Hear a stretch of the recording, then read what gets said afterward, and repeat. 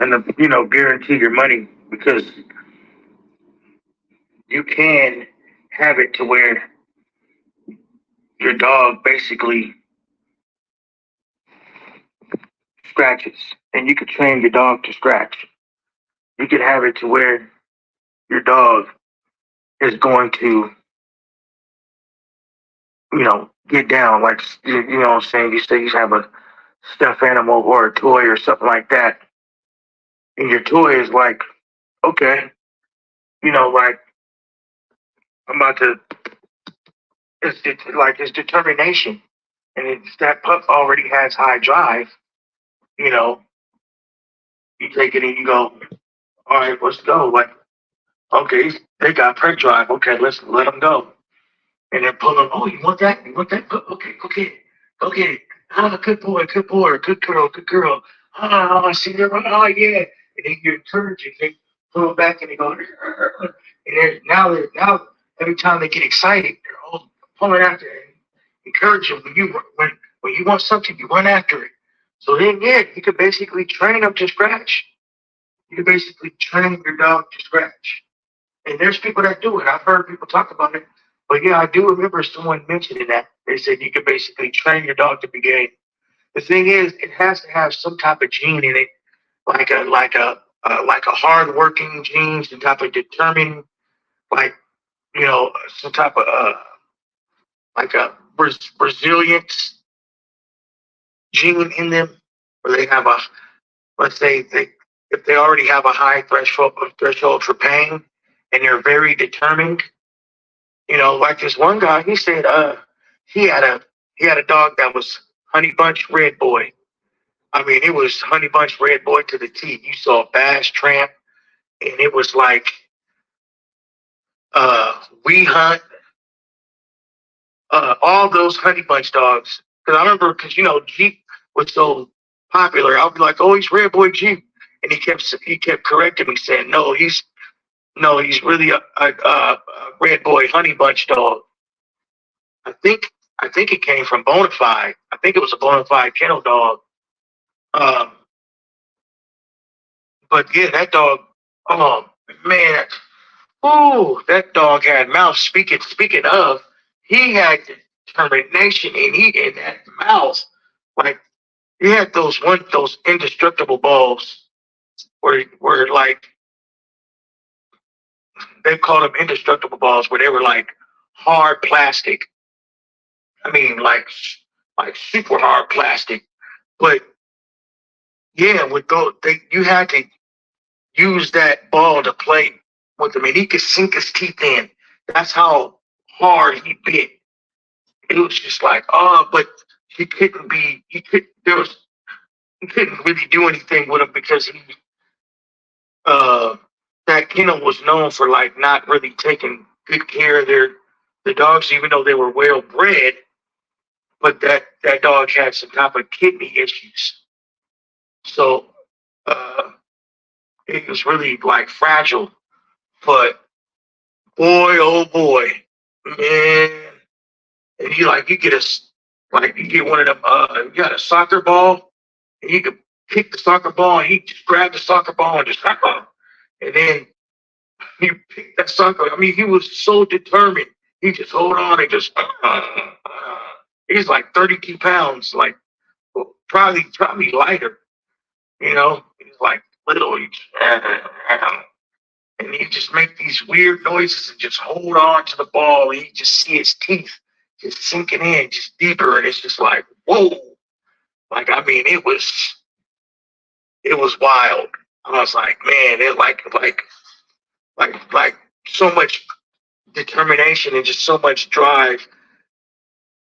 You would think that the dog was possessed, you know. But yeah, some dogs just have that in them. But what I mean is, so I was saying that to say, so he had that dog that was honey. Okay, so I just described that dog, right? And then he had a Kobe. Let's just say it was Kobe Old Friendly Red. Um, he didn't have the papers on that dog, but he said that dog was related to this other dog that I'm going to mention, and this dog's name was Root Beer. And he said that Root Beer was the gamest out of all three of the dogs. He was that Root Beer was the gamest. Now, even though he wasn't like the other dog, the Red Boy Honey Bunch, uh, like he he had a focused mind and very determined. Like zero in on something and it was a go.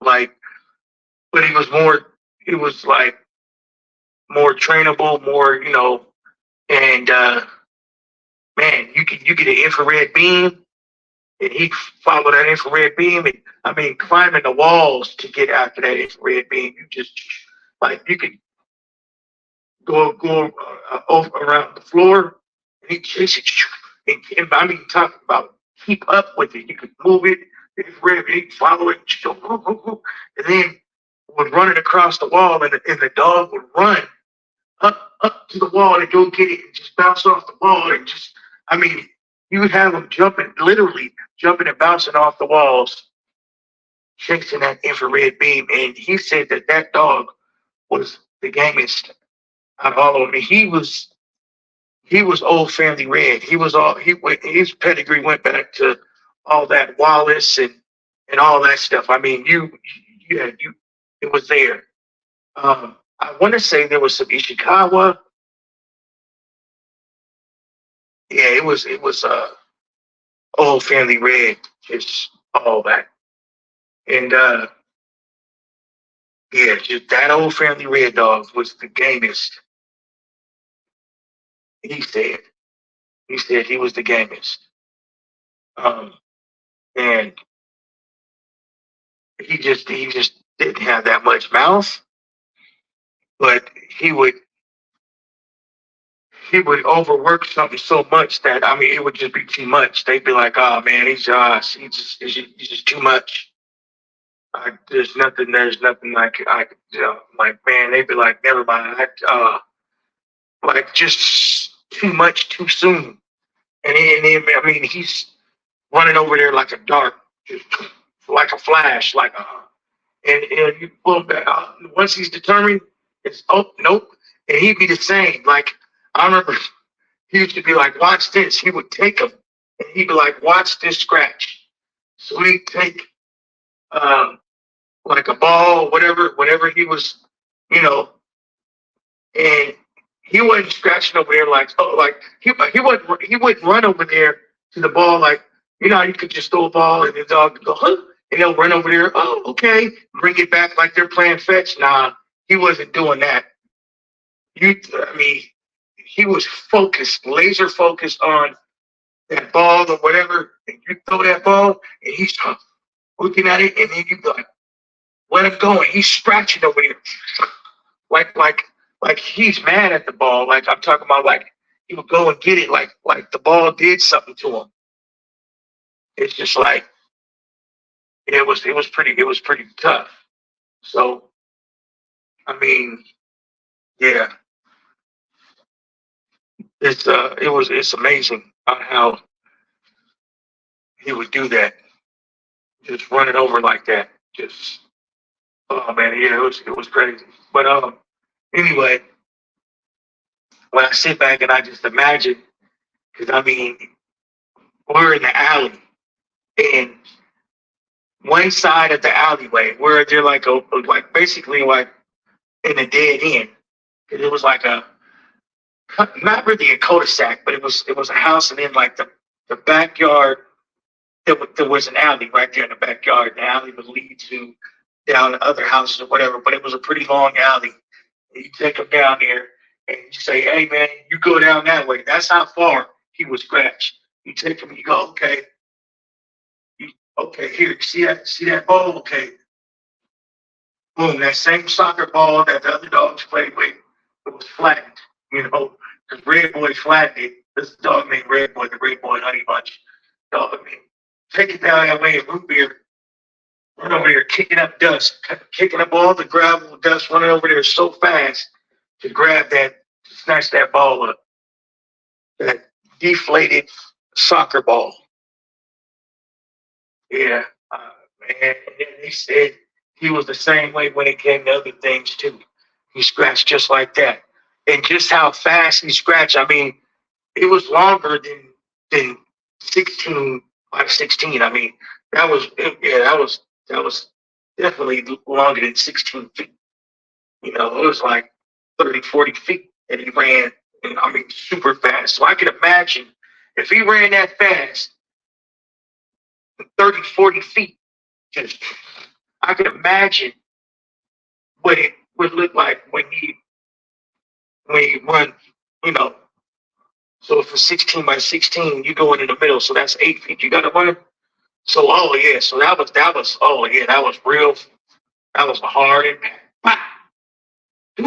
Like speed all over, just like oh yeah, no, no, that's just the beginning. And it's just gone. Yeah, yeah, and so yeah, yeah, uh, definitely. But back to what I was saying, there are some people that believe that you can basically instill gameness into a dog because they believe that it is like more of a mindset as well as the gene. Because you can have some lazy dogs and it's like they don't really have they're not really up to anything. But when once they show interest in something, uh, and they get going, they're going to go back over there to that target, and they're going to keep playing the game until the game is practically over. They're not going to just stand around like, okay, well, what should I do next? Like, nah. And I believe that has a lot to do with determination. I believe a part of it has to do with um, genes that lock in. Um, like how some people they can be calm, cool, collective, but once they get upset, it's like they say they see red. Like they don't bother anybody. They kill or just they don't bother anyone. They're just minding their own business, staying in their own lane. But then you get somebody who just has to fuck with them, and they just okay. You know what? Now now you didn't piss me off. Okay, now we're gonna go there, and we're not gonna stop until I say stop. Fuck when the fat lady sings. Fuck when you start singing and howling. We're just gonna go until I determine uh, when time is up. And yeah, yeah. There's some people that's like that, and there's some animals like that. They just don't care. Uh, shoot, there's some wild animals that will keep going. They keep. I mean, they'll. I don't know. Some people call it scratching, whatever. But they just keep going. Like even like after they're okay. Like shit, lions and hyenas get into it, and you see the hyenas. They get into it, and the hyenas start running. The lions, oh no, I'm chasing after you. I'm chasing after you. Nope. I'm. Then they tear them up. They're like, okay, okay. Nope. And then they don't stop till the hyena's dead. They ain't even trying to hunt the hyena. They're not trying to hunt the hyena. They're not killing the hyena because they want to eat it. They're going after the hyena because they're trying to kill it. And it's like, nah, no, we're not going to stop chasing you until you're dead. So that instinct is locked in. It's just that there's there's some people that breed on those type of instincts or those genetics or traits or whatever. And then and then I believe the reason why it gets mixed up is because there's two things that need to happen. And line breeding is a major factor, right?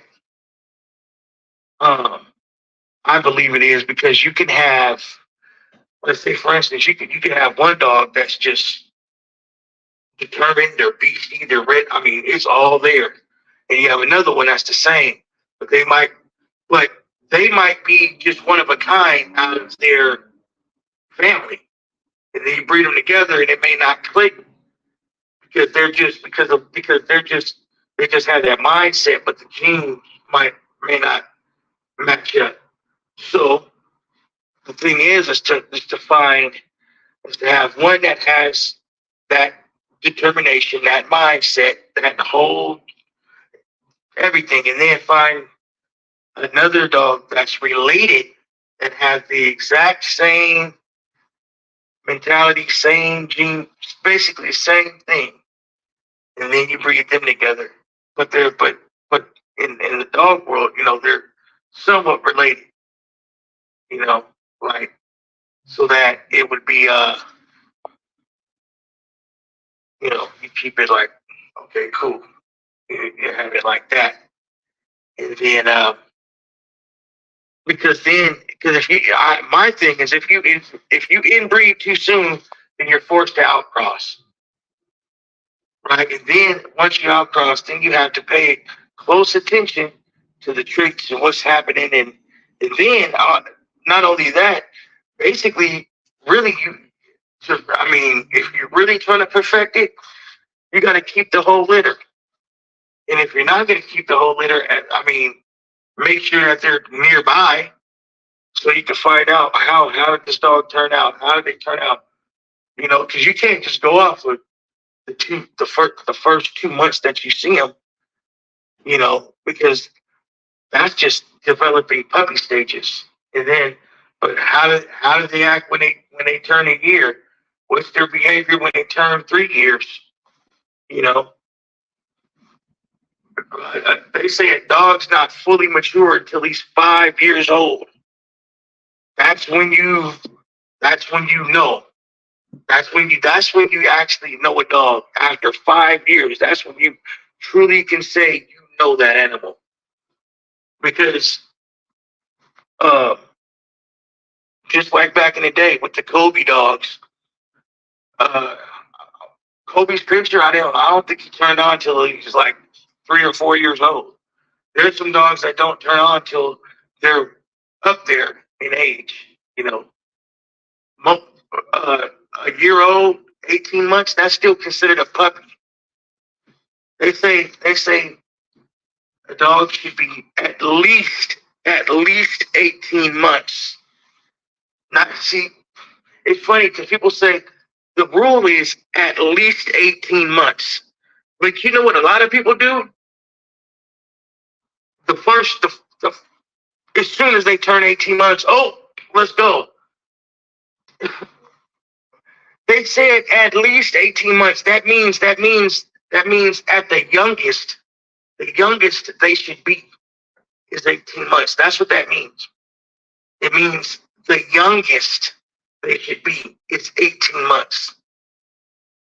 It's funny how it gets out. For some reason down the line, it got twisted around to now people think that 18 months is the age. Yeah, that's the age that they gotta have. They better have seen something by the time they're 18 months. No. No, it doesn't. No, that's not the rule.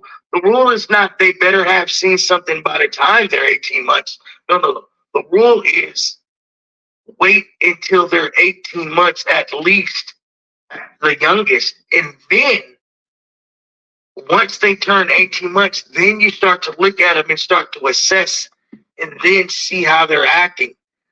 Because before that, they're just puppies. You don't need to worry about just let a pup be a pup. Play frisbee with the damn puppy. Get a rag. That's why some of those dogs are miserable, and that's why a lot of those activists and dog people get after these people because they see these puppies getting treated like dogs that are about to die. Like, okay, if you see a dog the dog may be about to die, the dog may be senile, got rabies or something, okay, put him on a chain and let him live out his days or whatever until he dies out. But this is a damn puppy, and they're sitting over there. They're 12 months old. They just turned a year. They're still a puppy. So I swear, it's funny how some people be like, "Oh, they turned a year old." Yeah, it's time to take them now. Time to take them. Time to take them to school. Like, man, look. And if you do that, they're only supposed to see 3 to 5 minutes and then done. Period. 3 to 5 minutes just to see, just so they can kind of get familiar with. Even look, and the thing about even if they just stand there for the 5 minutes, okay, then after that, oh well, you still there for 5 minutes. They say, matter of fact, I think Honey Bunch did that when she was young. She wasn't interested. They were just, oh, okay. Now what some idiots do, they'll go, oh, she didn't, oh, it's time to call her. When she didn't even start, she didn't even do anything. That's not a curve. They didn't even start. They didn't do nothing. So just go ahead, like, just take a piece. Some people be so determined and so impatient that they gotta see something right away. See, that's the reason why me personally, I don't want a hard keeper.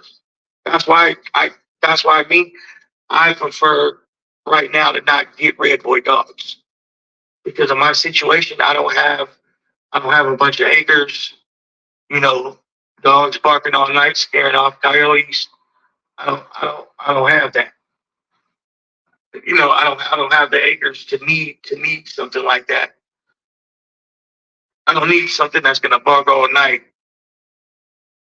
to scare off the coyotes and other animals or whatever. Because some dogs you hear them barking, so you know something's out there. And if you don't hear any barking, then it might be something suspicious. You might have to go check on your dog. Oh, that dog's Infernal hasn't barked in a while. Oh shoot. Let's see what they're doing. Oh, Rambo, yeah. Oh, what's going on? Let's check. Turn on the light. Oh shit. So some people might need that. Because they probably don't want to have alibis or tangos or something. So they might be okay. I got pits. I just need pits that bark. And that'll keep them away. In my situation, no, I need something that's gonna chill. I don't need nothing that's gonna be doing all that. So I'm not looking for a heavy red boy type because I know I've dealt with them. I've dealt with heavy red boy dogs enough in my lifetime to know that they are loud. The only dog that I dealt with that was heavy red boy that was not loud was a Mims. Was a Mims. Uh, it was Mims Johnny Jr. Yeah, yep. But that Mims, um, even though the Mims side, he was not a loud dog, just a regular like cool like didn't act like your typical red boy dog. Uh, it was but it was a Mims red boy. It was different. But it wasn't like your what do you call it?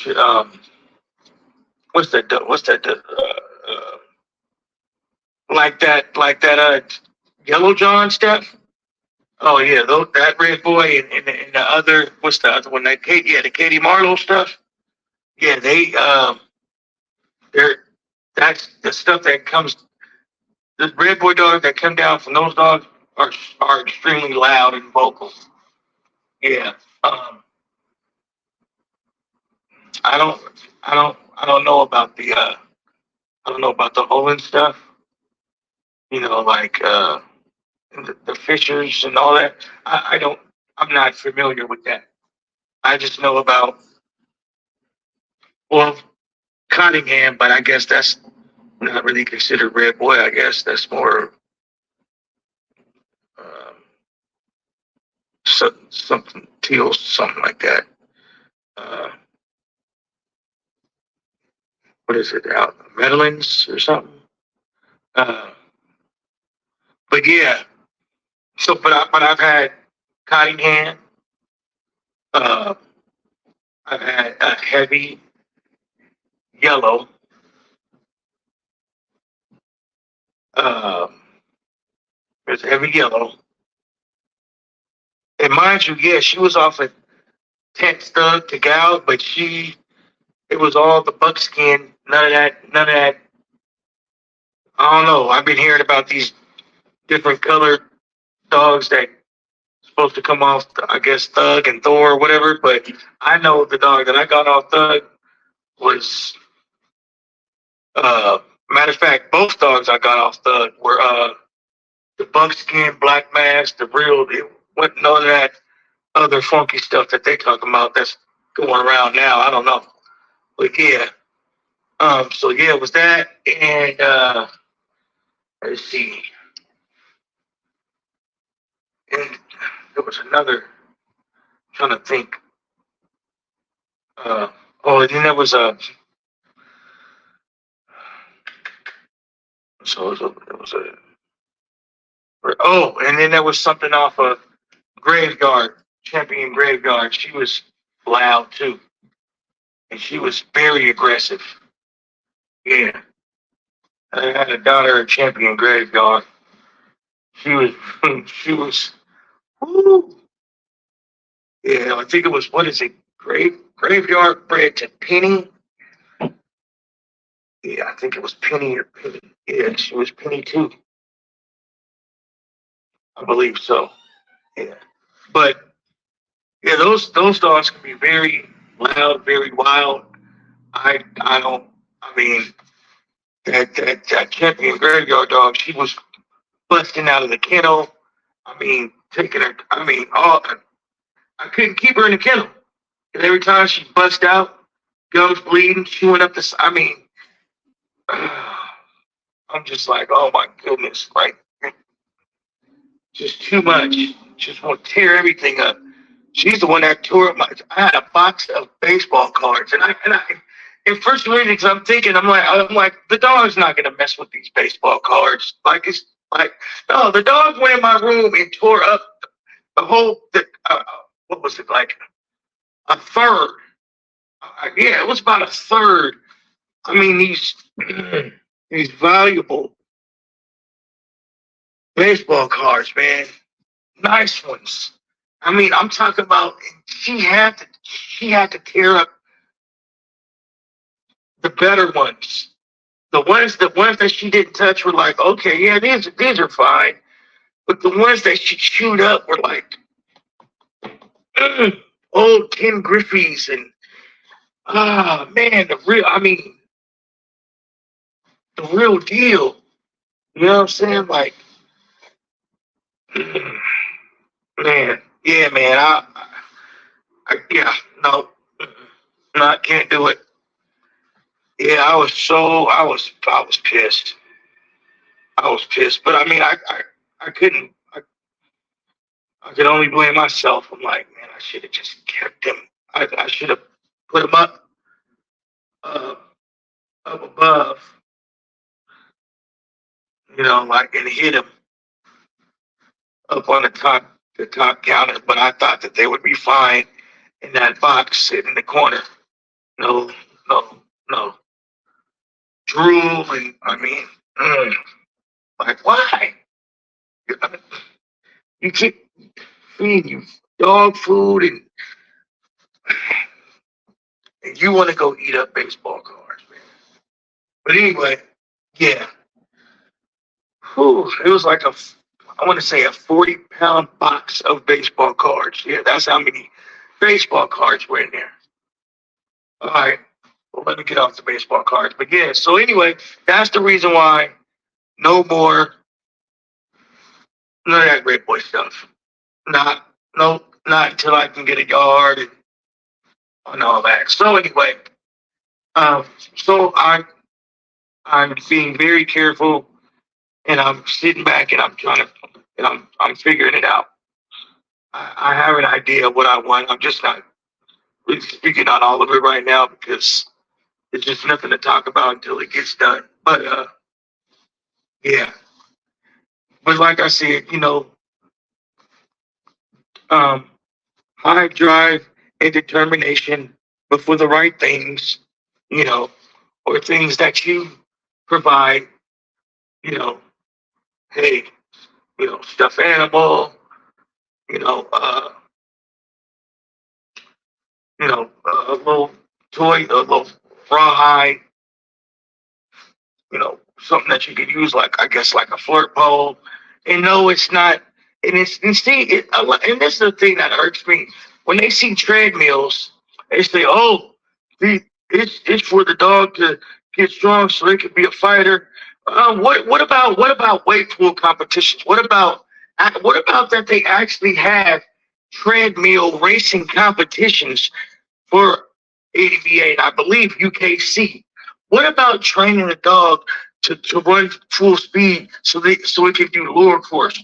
Or what about having the treadmill and having it run uphill at an angle to build up the hindquarters so that they can run and jump and do the wall leap? What about that? What about just based on the fact that the dog has high energy and you want the dog, and the dog is still whining and barking because the dog's not ready to lay down and go to bed yet, but you're tired because because you went to go to work or did whatever you had to do, and you took the dog for a walk. They didn't want you, and then you come back and the dog still ain't satisfied.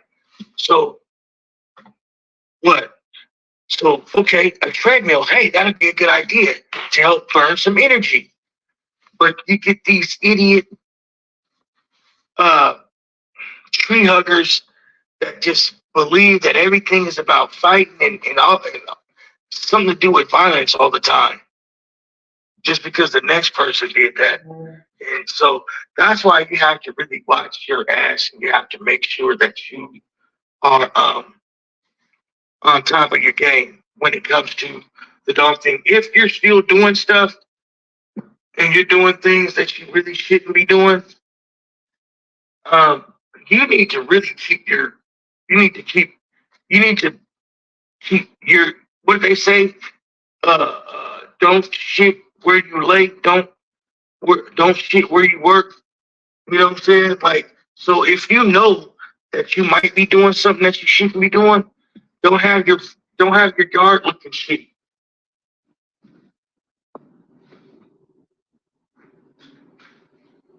Don't have your don't put yourself in a position to be faulted for anything. And we all know that they may be coming to get you. They want to come mess with you. Let's say they want to accuse you of dog fighting. Okay, I'll put it this way. And I'm not saying any names, and I'm not trying to throw nobody under the bus or anything like this, but this is just my take on this. If somebody were to come in the yard and say, "Hey, hey man, we need to check out your yard because, yeah, man, we're suspecting that you're fighting dogs or whatever," and you're like, "Nah," and so they come through. If you know you have a dog that's underweight and it's looking skinny, and you know that there's a lot of shit that you need to clean up over there, clean it up. Because because even though, yeah, there's a narrative, and there's people that will have a narrative, and there's people that will, say, "Oh, well, and this, so of course the defense is, man, you're just going off of what you see." But if you take care of that, and there will be nothing for them to see. And I the reason why I put it that way is because I don't like people going to jail. I don't like people getting locked up. I don't like the idea that people feel like they can pick on pit bull owners and that they're gonna get a win one way or another. That's no. But when you don't stay on your P's and Q's, you don't cross your T's and you don't dot your I's, you leave yourself open for that type of uh, criticism. Uh, scrutiny. That's the word I was looking for. You leave yourself open for that type of scrutiny. So okay, so for instance, so back in the day, my cousins and I, we were all stayed in this house, and we had some pretty decent neighbors, but sometimes the neighbors would call animal control. There was a time where we had this dog that was very loud. Once again, Red Boy Jocko. Uh, Loud.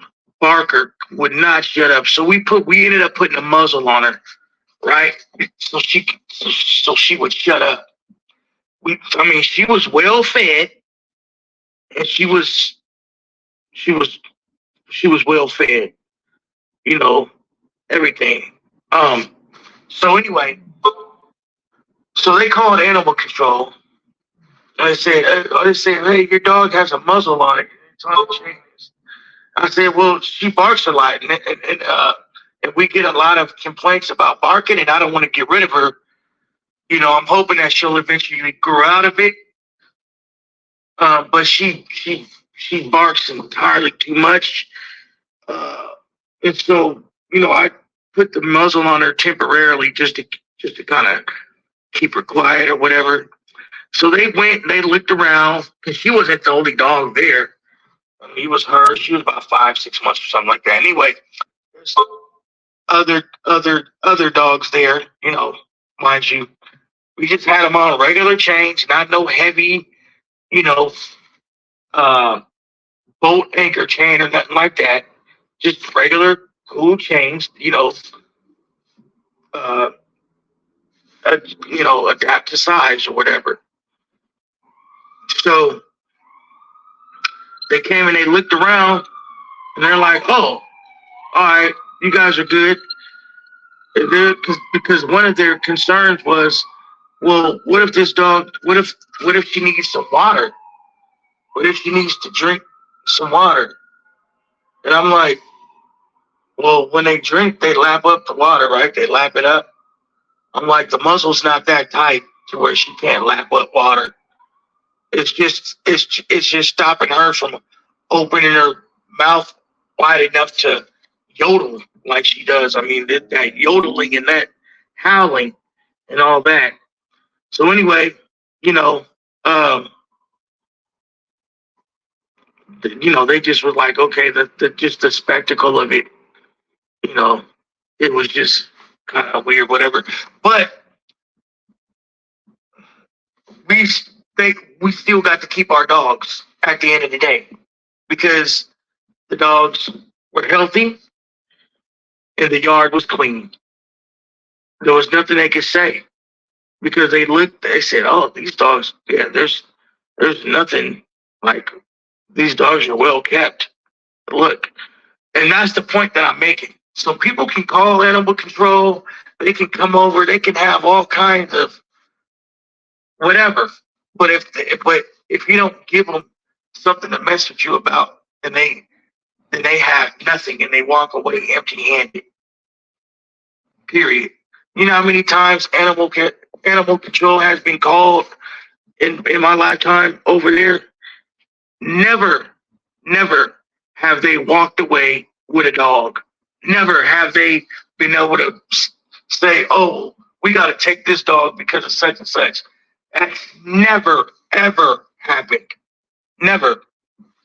And so that's the reason why I can say what I can say, and that's why some people say what they say. Some people just don't know how to go about it, and they say a bunch of disrespectful stuff, because they don't know the whole story.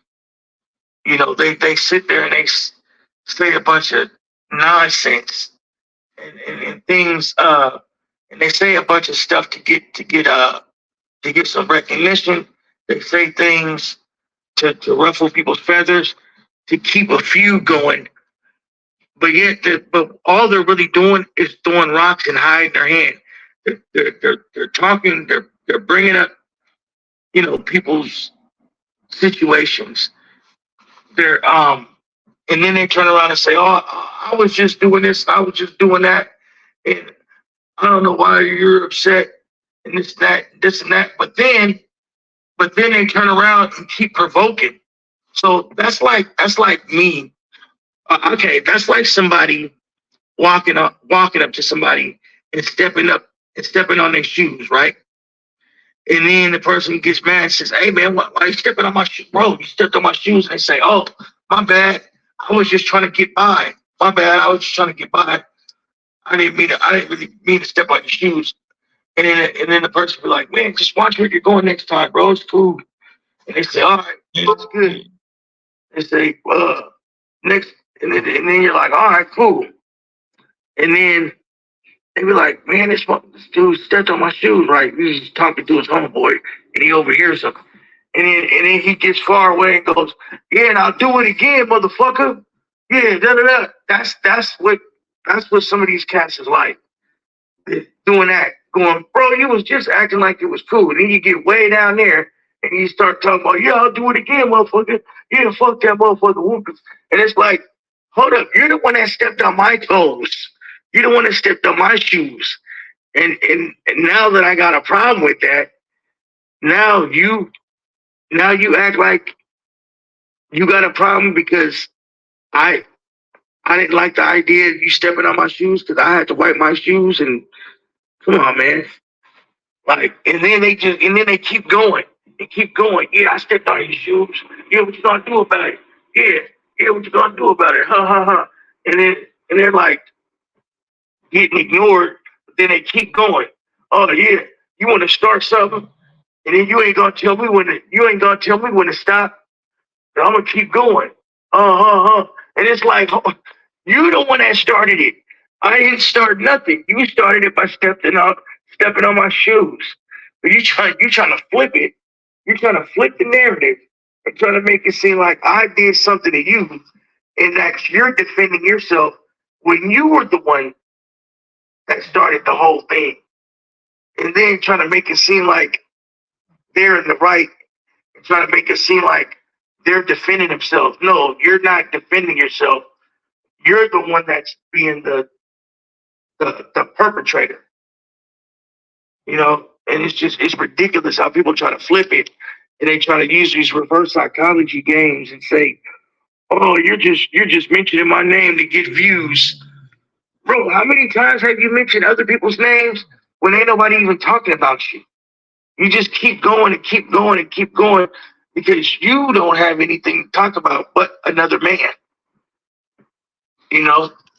And then they sit there and they try to make it seem like, "Oh man, I'm just trying to talk to my brothers and sisters," and they act like they on some Malcolm X brothers and sisters peace world. But then on the flip side, they think on the flip side they want to be Martin Luther King and Malcolm X, whoop de whoop. But then in the next sentence they act like they're Ice Cube or Tupac or something like that. They think they're a thug. They want to be thugged out. Like, man, make up your mind. You know what I'm saying? You know who I'm talking to, bro. Make up your mind, man. Figure out what you want to be. Either you want to be a dog man or you want to be a tough guy. You know, because when old boy called you out and said he wanted to throw hands with you and to sign a waiver that you can't sue him, you know, if you happen to get your bones broken or, you know, get beat up too bad, you didn't want to do that. You know what I'm saying? You didn't want to do that though. Because you really don't have those hands like that. You ain't tough. So stop it, man. You know what I'm saying? Because you brought my name into something just because. I mean, I said what I said. I said you talk about them so much. Yeah, I'm starting to believe that they're paying you for promotion. I did say that because you do you have nuts on your chinny chin chin. Every time you mention them, that's what I'm gonna picture. I'm gonna picture nuts on your chinny chin chin because that's what you're doing. You're when you open your mouth and mention other people's names like how you do, that's equivalent of giving sloppy toppy to the next man. And that's how I'm gonna see you. Every time you talk about the next man and get to running your mouth about those other kennels, basically all you're doing is opening your mouth and giving throat service. Yep, yep. That's yeah. I'm gonna come up with a name for you. Yeah, I'm gonna come up with a name for you. Yeah, that's gonna serve you nice and well. Yeah, because you run that mouth a lot, so I'm pretty sure you use that mouth for a lot of other things too. That that real men shouldn't do. But I digress. Anyway, man, you know what I'm saying? It's me, Paul Pitts, Pat Peterson, talking about these bulldogs, and you know, let it be known how I feel about certain situations. And this right here, what I just said, is fair and unbiased. And I know some are either going to like it and some won't. But I frankly don't give a damn. Because me, I'm not anyone's crony. I'm not anyone's flunky. I'm my own man. No one dictates any moves that I make. No one tells me what to do or when to do it, how or what. I do what I want to do. I'm my own man, you know. And this ain't about tough talk. It's just about the truth. Look, nobody runs me. I run myself. You know. So whatever I do it because I choose to do it. Nobody makes me do nothing. You know what I'm saying? So yeah, man. I just wanted to make that clear. Because people like to put other people's names and stuff. And yeah, man. Yeah, it's just a doggy dog world, man. You know what I'm saying? It's a doggy dog world. Which dog are you? Hmm? So anyway, yeah, man. So basically, is it a mindset? Is it a gene? Can it be trained from determination? What is this thing about game? You know, um, some say that, because of the Terriers being game, some say that the Patterdales are more game than the APBT. That's what some people say. Some people say that some people say that Malinois have a element of gameness. So can a Malinois get down? Can they get down with the get down with the proper direction, the proper instruction? What do you think? Could it happen or could it not happen? What's the situation? You feel me? But yeah, it is what it is. But Yeah, man. I think that if you have certain traits and you lock them in, whether it be line breeding or I like I said, I believe the best way to lock it in is line breeding with um and bringing the same mentality, the same traits. So basically, you got this dog and it has this traits, and all boxes are checked, right? Everything is on 10 pretty much. Now you got this one right here. All boxes are checked. Everything's on 10, and they're related, like second cousins or something like that, or like a nephew and aunt, or like a uncle and niece or something like that. And they're locked in. Not one of those breedings where, oh, it has to make up one for the other. Because that's when, if you have to do a breeding where one makes up for the other, then it might cancel something else out or take away from something else. So if you got all boxes checked on both dogs, and they're like somewhat closely related, I believe that's what keeps it you know locked in. I believe that's what keeps it nice. Like, say for instance, they take okay, so you got Luke Kane. He's off of Mayday to some deadlift stuff, right? And then you got Barracuda. That's Mayday to some deadlift stuff.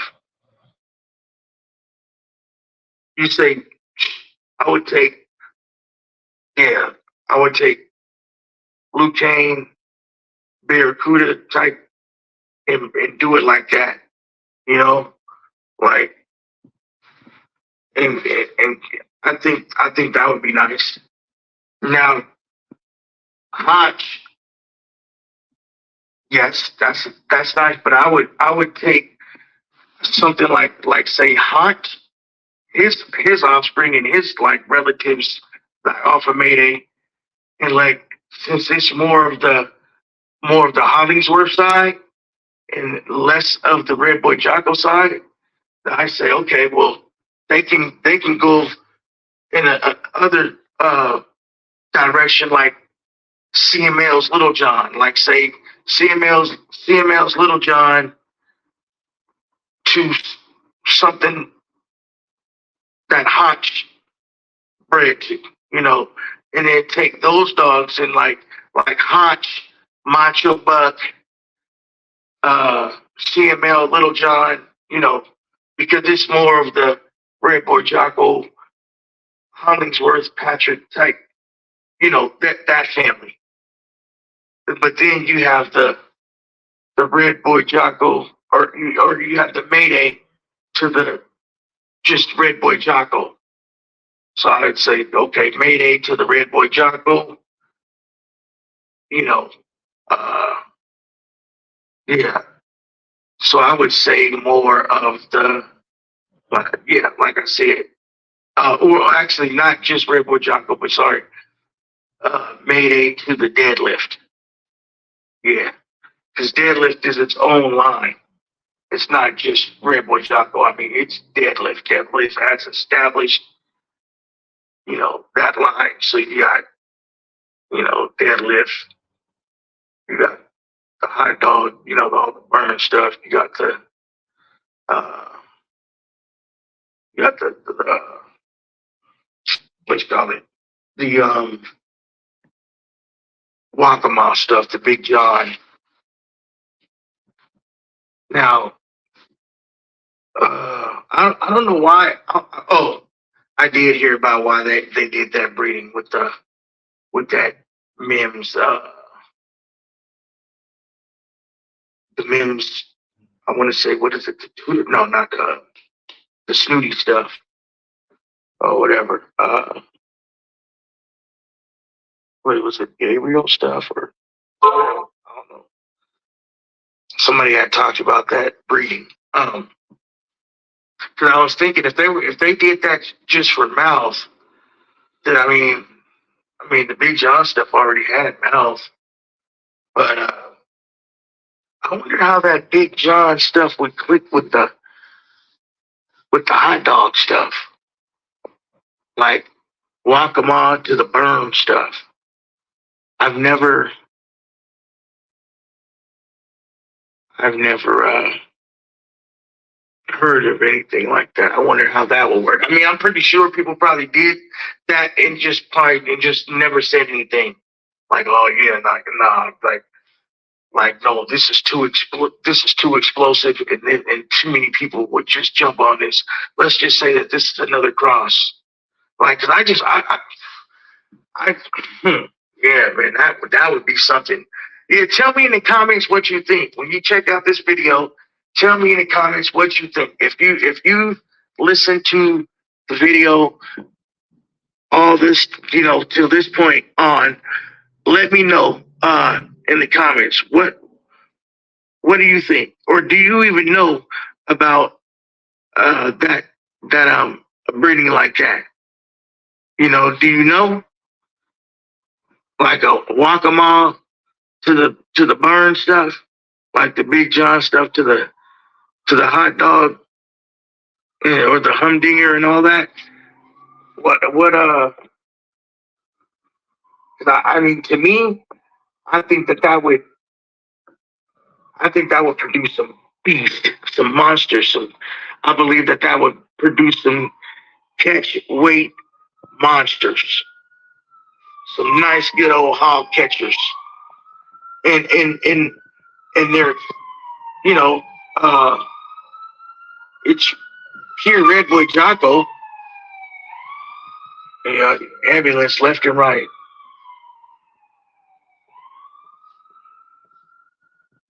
Man. There's always something going on around here.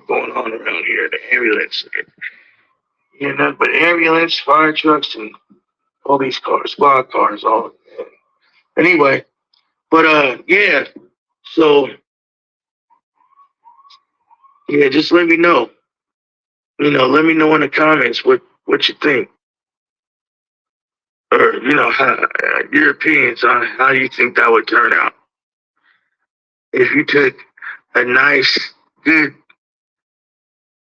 well-bred Waccamaw prospect or whatever, or something, and then you bred it to something off of that Mr. Burns bred. Yeah, somehow I just believe that would click in a way where it wouldn't be one dimensional. It would be like, I believe it would do something, even though it's still just Real Boy Jocko, and I know that I know how Jocko got down with so I'm pretty sure that's a pretty strong trait with the whole back end and stifle thing. But yeah, uh, yeah, and another thing too, getting my subscribers up. You know what I'm saying? Once I get up to 500 to 1,000 subscribers, I'm gonna have a raffle, a cash prize. Just for just a way of giving back. You know, you help me, I'll help you. That's just how I am. No gimmicks, no BS, no moving the goalpost, no games. I don't do none of that around here. So it's just straight up real talk. One of my first real deal videos that I actually sat and chopped it up. I sit and I think about things and I have ideas and I sit and I'll talk to my homeboys about stuff. I just figured, hey man, why don't I just go ahead and just record myself and post this and get my channel a little bit more action, you know. So anyway, it's me, Paul Pitts, Pat Peterson, signing out. Take care. God bless y'all.